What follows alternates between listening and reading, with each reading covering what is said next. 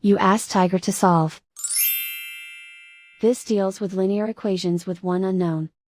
The final result is v equals -18. Let's solve it step by step. Move the negative sign from the denominator to the numerator.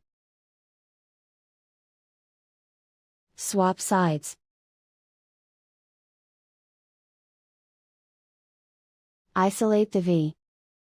Multiply both sides by 6. Group like terms. Multiply the coefficients. Simplify the arithmetic.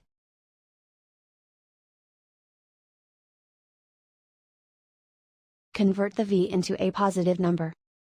Multiply both sides by -1. Remove the ones. Simplify the arithmetic. And so the final result is v equals -18.